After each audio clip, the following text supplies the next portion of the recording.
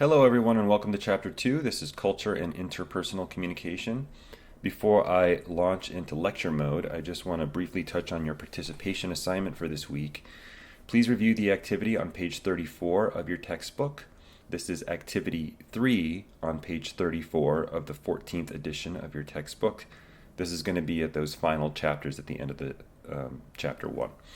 So what I want you to do is I want you to submit a document to me in either a Word format or a PDF document that has 10 interview questions, which you're going to use to write and assess your communication competence. So you're going to be asking these questions of two people who know you very well, and we're talking about those highly interpersonal relationships. You want to interview people like your parents, your mentors, maybe your best friend or significant other, but you should interview someone who knows you well, and it's also important that you find someone who's going to be honest with you. Don't ask someone these questions that's just going to tell you that everything's perfect, because we all know that we have room to grow. Make sure that you ask open-ended questions. Don't ask those questions that just lead to yes or no responses, because I want you to be able to gain as much insight as you can. Remember again that the focus is on you and not on them. And I want you to collect as much observable information as possible. So for example, if I were to ask someone how they would explain my communication competence, a question I might ask is, please explain some of the strengths and weaknesses I have when using nonverbal communication. And they might tell me something like, well, you tend to put your hands in your pockets too much, or maybe you got to learn how to smile a little bit more. So once you've composed your 10 questions, if you've gotten those responses from your two interviewees, the next thing that I want you to do is write a one-page summary discussing your feedback. Now, you don't have to transcribe all 10 questions, but I would like you to write at least a one-page paper. And a good rule of thumb for a one-page paper is 3 paragraphs. So for example, your first paragraph, you might tell me about your strengths. Your second paragraph, you can talk about the areas you can improve. And in your third paragraph, you might include something like goals that you have so that you can become a better interpersonal communicator. Make sure that you touch on terminology from chapters 1 and 2. I want you to think about your abilities to self-disclose and the appropriateness and the effectiveness of your communication. Ask yourself how well you listen. Think about whether or not you're an effective self-monitor. Maybe you're a hyper-personal sharer. All of these different key concepts are very important to use when you're creating your essay. And I understand that some of these terms might be a little bit foreign to someone who's not involved with the class. They might not understand all the vocabulary that you're using. That's okay. You can have your book open as you're interviewing them. So please make sure to cross-reference your syllabus so you know when this is due. Again, not to sound like a broken record, but you can always reach out to me if you have any questions. Moving right along to Chapter 2. These are the objectives that you're going to find at the beginning of Chapter 2, and these are the guides of what we're going to be discussing. So we're going to begin this lecture by showing you a video that illustrates a failed intercultural exchange. Okay, what else? Yes, man, me. I do not understand item H403. H403. A lot of Americans wear these to sporting events. But why so? It's hard to explain. We just do. Yes. I don't understand the purpose of A221. A221. That's a burger brand. Americans eat a lot of beef, and some people like to burn their initials into their food with a red-hot iron before they eat it. Why? It's like a cattle brand. The thing you use to burn a symbol into a cow with? No, in America, that's how you keep track of your cow, is branding. With a red hot iron? Yeah. But wouldn't the cow run away? Oh, no, we only do it to baby cows. When they're small enough to hold them down. Yes, Asha? A suggestion, Mr. Todd. Go ahead. You need to learn about India.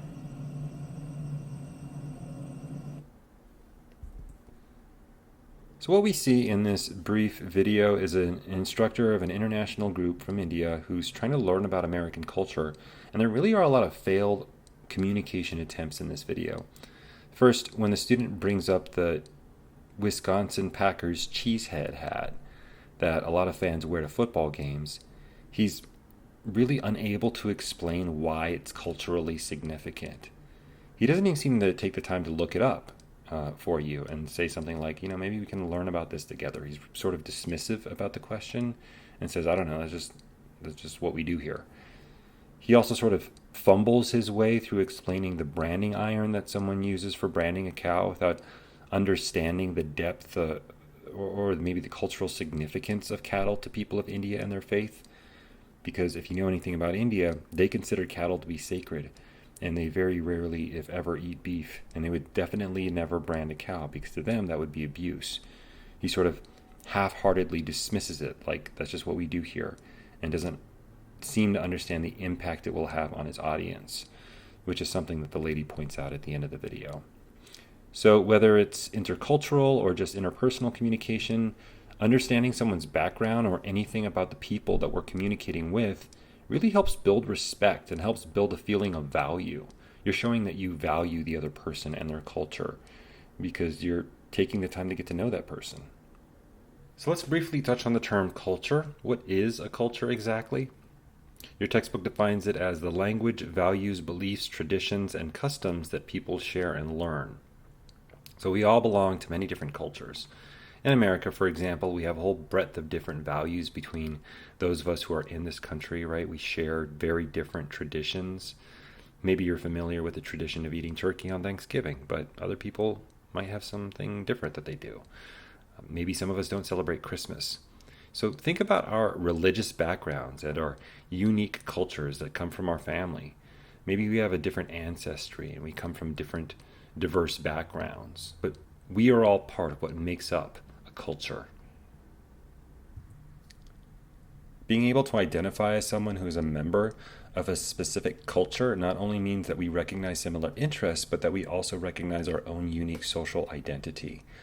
Our textbook defines social identity as the part of our self-concept that is based on memberships in certain groups.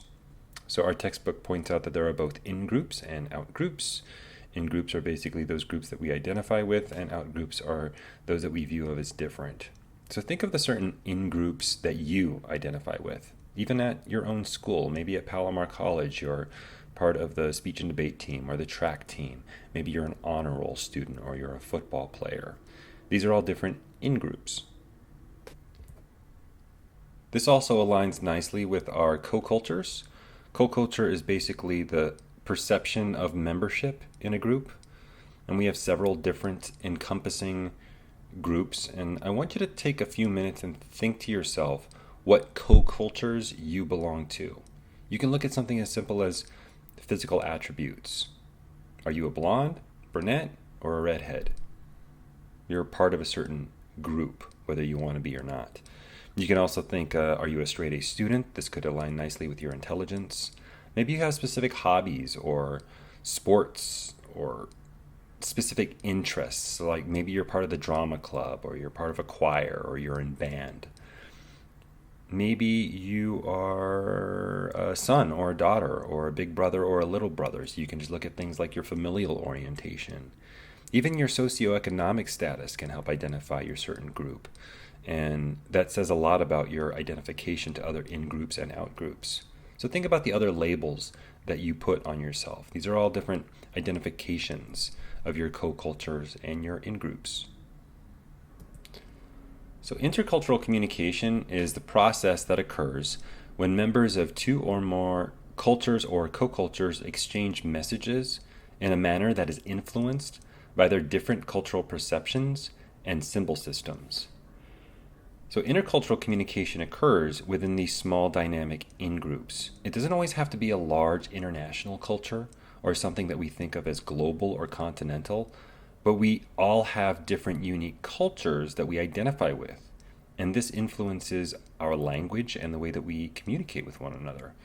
For example, I'm a speech communication professor, and it is a discipline in and of itself. For those of you who are in high school, we sometimes think of a discipline to be the subject of study. And if we don't speak the same language, we can lose clarification and have many misunderstandings. So some of you are nursing students and you have your own disciplinary language. And I would really struggle to complete your homework. I would have a hard time understanding a lot of the vocabulary if I was just to walk into one of your classes. And I also understand that coming into my classroom has its own intercultural component to the language that we use. Also, our intercultural communication is not just guided by our words. We have our own symbol systems, which is our language, but we also have verbal and nonverbal communication. For example, many countries around the world don't find it appropriate to maintain direct eye contact, whereas in our culture, in American society, direct eye contact is something that is to be expected. Our cultures are always changing, right? Remember, we used to shake hands when we met people before COVID-19, but now we're probably not going to be shaking anyone's hands or doing something completely different. Maybe we're going to start bowing to one another, or I don't know, whatever. I also want to briefly talk about a term, salience, in your textbook. Salience describes the weight with which we value a person or phenomenon. Now, I'll be honest with you, when I read this concept, I didn't totally get it, so you may want to cross-reference your textbook just to make sure that you understand it in case anything I'm saying doesn't make any sense. But an example would be if you have a best friend and you have maybe a casual acquaintance, you would hear different salience from these two individuals. Maybe you're very religious. You would have more salience attached to someone who is religious than someone who is maybe agnostic or maybe even an atheist. So how much we value something and how much weight we apply to the people and the phenomenon, that is the salience. And your textbook basically gives the example of a basketball team, and this basketball team is composed of people from many different cultural backgrounds. They don't care about their intercultural backgrounds when they're on the court. They don't care about economic status, their familial differences. All they care about is winning the game. Hopefully that made some sort of sense to you. If it didn't, I apologize. I did my best. I do want to take some time to point out this chart, and this is actually on page 42 of your textbook. I really like this quote. Interpersonal and intercultural factors combine to form a 2x2 matrix in which the importance of interpersonal communication forms one dimension and intercultural significance forms the second dimension. So please take a few moments to look this over and understand what this would look like if you were to chart out all the different interactions and all the different relationships. If you look at the low end of this chart, I'm referring to the bottom left-hand corner in interpersonal and intercultural significance, it basically gives an example of an English-speaking caller requesting directory assistance from an English-speaking telephone operator. So the example is that these are both low because they speak the same language and don't see a whole lot of cultural differences. It's not someone who knows one another really, really well, like the parent-child relationship on the upper left-hand corner of this screen. So just take a few moments to think about where you would place different people that are in your social circles or are in your in-groups on this chart. Think about where you would place them if you were to map out the significance of both the interpersonal and intercultural relationships between your friends and acquaintances. So we discussed a lot of different values and norms in Chapter 2. I really love this quote in our textbook. There are often greater differences within cultures than between them. So I want you to put a little bit of thought into that and think about some of the different ways that even those of us who are on the same culture or in the same culture share a lot of differences.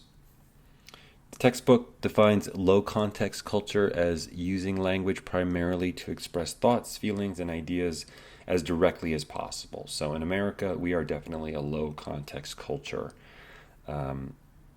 We are very open and verbal.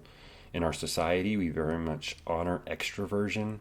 We reward the person who speaks up and speaks loudly rather than the person who is quiet and contemplative and maybe take some time to reflect on a question before they provide an answer. High context cultures rely more on nonverbal cues. It's very subtle. Usually in a high context culture, they value the way a message is delivered just as much as they value the content or the words that are spoken. So they always consider the context of the relationship along with the words that are being expressed. Some of our examples in our textbook for high context cultures include that relational harmony is valued and maintained by the indirect expression of options, and communicators abstain from saying no directly. So our textbook points out that, again, in a low context culture like here in America, self-expression is valued and communicators really state their opinions and desires directly, and they try to persuade others of their own viewpoint. In a low context culture, we value clear, eloquent speech. We see it as something that's praiseworthy and something to be admired. It's one of the reasons why we take so many public speaking classes, because we're taught to proudly raise our heads high and have direct eye contact and speak our minds as clearly and as authentically as possible. But that's not something that's universal. That is strictly applicable to low context cultures. On this slide, I want to spend some time talking about individualistic versus collectivistic cultures. In our American individualistic society, we do have a great deal of collectivistic attributes as well. But individualistic cultures are mainly focused on helping ourselves. We have individual goals, we're very high achievement oriented, whereas a collectivistic culture, they have loyalties and obligations more to their in-groups. And these collectivistic in-groups are usually very big. So I'm not just talking about their immediate family, but also their extended family and maybe even the community as a whole. So collectivistic cultures are much more community-oriented. And of course in America, we have a lot of that too, but we're much more achievement-oriented than a collectivistic culture. On page 45 of your textbook, you can see this table that illustrates basically how different cultures value collectivistic or individualistic characteristics. If you look at countries like the United States and Canada, for example, it states that individuals should take care of him or herself and their immediate family, and reward for individual achievement is the initiative, whereas in a collectivistic culture, reward for contribution to the group goal and well-being is valued than those who have more individualistic goals. We're going to go ahead and move on to another video before we discuss power distance. It's from a clip called Dinner for Schmucks. I always say you do not know a man until you meet his partner in love. I couldn't agree more. I would love to go over some of these main points with you. Where are you from?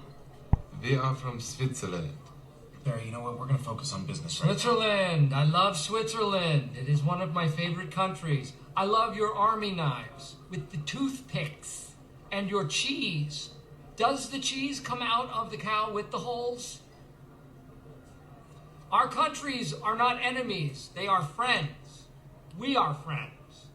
You have been to Switzerland? No, but I have a friend who drives a Volvo, and I speak a little of your language. Heard if he said do, tired of heard if he do. That's my brother, always joking. Oh, it's a jokey joke, yeah? That's all. So this is an example of a bad example of an intercultural communication exchange. We have someone who is pretty ignorant about Switzerland and is making some pretty bad stereotypes and overgeneralizations about their culture. He's also doing some stereotypical American things like talking loudly to someone who he doesn't believe speaks our language just because he's from another country, when it's pretty clear that they have a firm grasp of American English. And he also seems to be pretty individualistic. Steve Carell's character seems to be pretty individualistic in the fact that he wants to show himself as being a leader of this conversation. Doesn't seem to be really engaged in listening, but really wants to be the focal point of the conversation. And we also see this in power distances. These describe the degree to which members of a society accept an unequal distribution of power. Cultures that have low power distances believe in minimizing distinctions between various social classes. They want to minimize the distinction between the rich and the poor, for example, the uneducated or educated. These groups exist, of course, but they don't do so with such a distinction like we would see in an individualistic culture. We have such high accolades here in our country, in America, for those who hold high degrees or those who are wealthy. But if you have a low power distance culture, you don't have as much differentiation and you want more equality. If we look at workplace communication, these countries have higher degrees of power distance. Employees have much less input in the way they perform their work and are likely to feel apprehensive when given the freedom in their own decisions. So I see this a lot sometimes in the classroom where maybe a student's coming directly out of high school and into my class, especially in my interpersonal communication class and in my public speaking class, I give people a lot of free rein and free thinking. Sometimes to even select their own topics and do things that are outside the box, and I encourage them to be creative. And sometimes they just tell me they just want to know what the right answer is. So this is an example of a student who might be more conditioned to accept power distance because they're used to being in an environment where the teacher tells them what to do and they just say, okay, I'm going to do it, and they're not given free rein to pursue different things that they might personally be interested in. How would you classify the power distance in your classroom, your family, your workplace, and other interpersonal intercultural relationships with which you coexist? Think about the different types of power relationships you have. Not only do you have a parent, child, but we also have instructor-student. We might have pastor, parishioner, if you go to church, coach, player, if you're on a sports team. These are all areas where we have power distance. And we can also consider the power distances you have in your very own friendships, right? Sometimes in a circle of friends, there is a power dynamic that rotates. Sometimes different friends hold different leadership roles depending on the scenario or the place that they happen to be in. You know, sometimes there's a social circle ringleader. Our co-cultures and our identity very much go hand in hand. Again, this is going back to chapter 1 when I talked about the 4 needs that communication meets. Those 4 needs are physical, social, identity, and practical needs. And these are all things that we need to be able to survive in society. Things like our ethnicity and race, our gender identification, our sexual orientation, our abilities, our socioeconomic status. And I would even add our geographic location is very much tied into our identity. Just think of all the things that identify us as being a Californian, right? Even a Southern Californian is much different than someone who's from NorCal. I also want you to focus on this textbook word here at the bottom called intersectionality. This describes the interplay of social categories and recognition that culture is a multidimensional process. This just means that we don't just have one facet of ourselves. We have many different facets, many different sides to us that oftentimes change depending on the situation that we're in. If we're in sports, we tend to put on our sports persona and we put on our game face, right? When we're on competition, but we can put that away and be a family-oriented person who behaves completely differently at home. But the same thing, that we may behave very differently when we're hanging out with friends. And a lot of this depends on what culture we're currently interacting with. Organizational culture is taking everything a step further and reviewing what kind of culture we share in our workplace or in our educational environment. Your textbook defines it as a distinctive, relatively stable, shared set of rules that reflect how to behave and set values about what is important. You're often going to hear this in the workplace. You might hear something like, well, that's just the way we do things here. We have things like mission statements, and we have codes of conduct and handbooks and all sorts of different documentation across our schools and our workplaces that further illustrate what the organizational culture and expectations are. There's also an organizations and culture box on page 55 of your textbook. And this box has a long list of different things that other people have expectations of in their workplace. And I want you to be thinking about this for the rest of the semester, or in the coming weeks at least, of the expectations that you have for an organizational culture, for your future career. We all have different ideologies and expectations about what's going to fulfill us when we get our dream job. So think about that. Really, what is important to you? Your textbook also cites research which says that communication, even seemingly unimportant small talk, is the vehicle through which we both create and embody a culture. So I can tell you, just being an employee here at Palomar College, or an instructor at Palomar College, we're given a lot of autonomy, which means that I get to work independently. I usually get to do my own thing, and I'm not micromanaged, usually. And the ability not to be micromanaged is a really important value to me in an organizational culture. Now, you also might want to consider a safety-first culture. If you're a nurse, you want to make sure that you're working for a hospital or a company who wants to make sure that you have all the safety equipment that you need, all the PPE that you need to safely do your job and get home to your family every day. This is all part of an organizational culture. It may seem like something that's just a requirement of a company, but it's also very much part of that company's culture. Up next, we have verbal culture codes. Verbal culture codes include things like directness or indirectness, elaboration or succinctness, formality and informality. This goes back to what I was saying earlier with regards to high context and low context cultures. If you're in a high context culture, you're usually more indirect, you might be more elaborate, you may be more formal. Whereas in a low context or individualistic culture, you may be more short, more direct, and much more informal. Up next, we're going to talk about code switching. Hey, young blood, let me give you a tip. Use your white voice. I ain't got no white voice. Oh, come on, you know what I mean. You have a white voice in there, you can use it. It's like when you pulled over by the police. Oh, no, I just use my regular voice when that happens. I just say, back the fuck up off the car and don't nobody get All out. right, man, I'm just trying to give you some game. You want to make some money here? Then read the script with a white voice. People say I talk with a white voice anyway, so why ain't it helping me out? Well, you don't talk white enough. I'm not talking about Will Smith's wife. I'm talking about the real deal. Like this young blood. Hey, Mr. Kramer, this is Langston from Regal View. I didn't catch you at the wrong time, did I? So that's from a movie called Sorry to Bother You, I think, and it's a really bizarre movie, but there are some really funny parts in it, like that part. But that's an example of code switching, and it's basically a form of communication competence that increases the chance of achieving your goals. Remember, competent communication is both appropriate and effective. It's effective in achieving its goals, and it's appropriate based on who you're having the conversation with. So code switching is basically about being adaptable.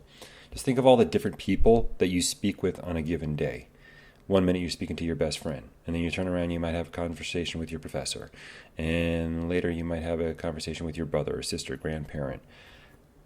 You're going to talk differently, and you're going to switch your language based on who you're talking with.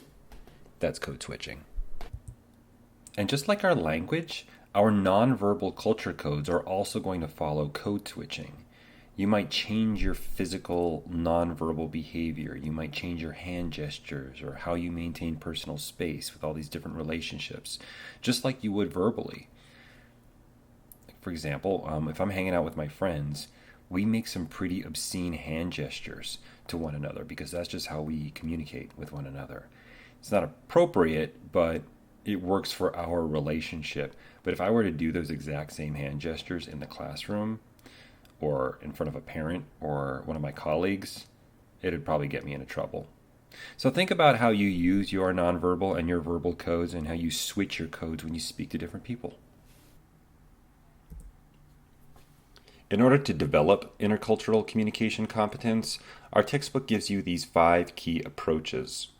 First is motivation and attitude. It's very important that with any type of communication, it doesn't just have to be intercultural, but to have successful communication, you do have to go into it with a good attitude. Pretty much with anything in life, right? Second, you have to possess a tolerance for ambiguity. Again, ambiguity is not knowing how the other person is responding and being able to adapt to that. If you're communicating with other cultures that you're unfamiliar with, we can't always predetermine how other people are going to respond. Third, try to have an open mind. I'm never trying to change your mind, and often other people aren't either, but they would like to be understood. And when people share new ideas, new beliefs, and new values, you don't have to adopt them as your own, but you can be open-minded and try to understand where other people are coming from. Aristotle says, it is the mark of an intelligent mind to be able to entertain a thought without accepting it. So even if you already know that you have a firm position on something, try to have an open mind and entertain what someone is saying before you come to a conclusion on it. Fourth is knowledge and skill. Basically, the more informed you are about different cultures, the more skilled you will be at communicating with them. And finally, be patient. Overcoming new learning curves with communication, as well as learning different cultures and how to successfully communicate with them, it takes practice. is not something that you're just going to gain magically overnight. It's a learned behavior, and it takes deliberate intention. Knowledge and skill also suggest that you can apply these 4 approaches. Mindfulness is about self-reflection. Always be aware of your own behavior. Try to reflect on how you could have done something better. The more often we step back and say, I could have done a better job with blank, whether it's how we handle a situation or how we communicate with someone or how we respond to someone, if we take the time to evaluate ourselves, we're going to grow and become better communicators. Passive observation is just about watching other people in a non-creepy way. We tend to learn by mimicking others, whether it's our language, our behavior, or the types of hobbies that we're engaged in. We basically learn by watching other people, and if we're engaging with new cultures and watching how those other cultures interact, we tend to mimic those behaviors. Third, you can also employ active strategies. If you want to learn a new language, you can read a book. We can watch films and documentaries on how other cultures really truly are.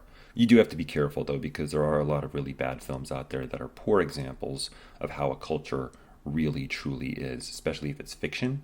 But there are some really great documentaries out there. There's also expert research. You can take classes, and like right here today, you're taking an interpersonal communication course, and that's going to help you better assimilate in your workforce. And finally, we have self-disclosure, and that just means that you have to share about yourself.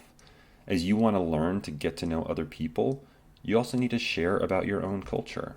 Try to avoid being ethnocentric, which is that belief that your culture is the only culture, and try to be open-minded to understand how that culture values how they interact with each other and how they behave and approach the world.